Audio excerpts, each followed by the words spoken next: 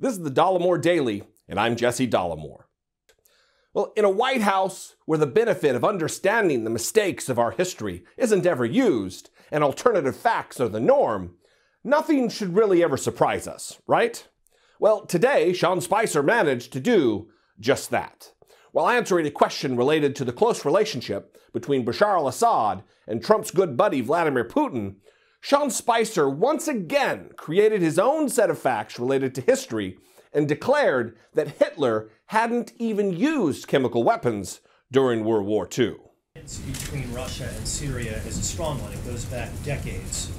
President Putin has supplied personnel, has supplied military equipment to the Assad government. What makes you think that at this point he's going to pull back in his support for President Assad and for the Syrian government right now? I think a couple things. You look, we didn't use chemical weapons in World War II. You know, you had someone as despicable as Hitler who didn't even sink to using chemical weapons. Even Hitler didn't sink to using chemical weapons, huh, Sean?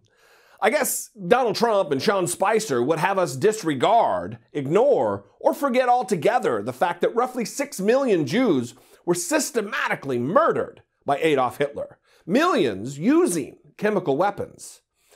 This White House, during Passover, I'll remind you, is dishonoring the memory of what took place during the Holocaust. Hitler's brutality went beyond just using chemical weapons.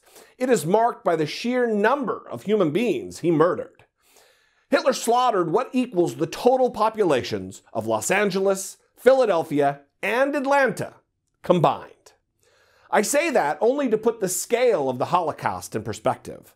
The Holocaust and the mechanisms used to carry it out are a grotesque stain on human history, the scale of which cannot be just overlooked or misstated. One doesn't just forget, oh yeah, I guess Hitler did use chemical weapons, huh? Listen though, if you think this was the end of the dumb guy parade, it wasn't. Later in the presser, Spicer was given a chance by a merciful journalist to clarify his remarks, and he said this.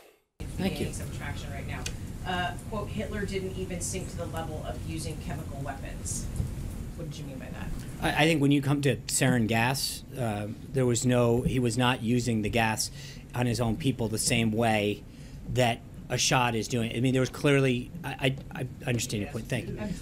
Thank you. I appreciate that. There was not he brought him into to the Holocaust Center. I understand that.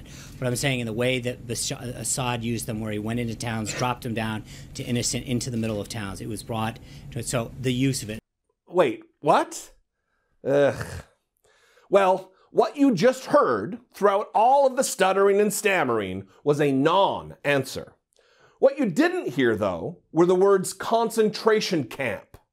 Instead, our little buddy Sean chose to call concentration camps Holocaust centers. Yeah, Holocaust centers. Apparently, Donald Trump and Sean Spicer think being mass incarcerated and systematically exterminated is like a retirement center. This president and his representatives are so wildly ill-equipped and uneducated, they don't even have a fundamental grasp of elementary history. How can we expect them to tackle the existential crises we face when they can't even navigate basic facts? Sean Spicer must go. Hey everybody, thank you so much for checking out my channel and this video. If you like what I do here and you appreciate it, go ahead and click subscribe.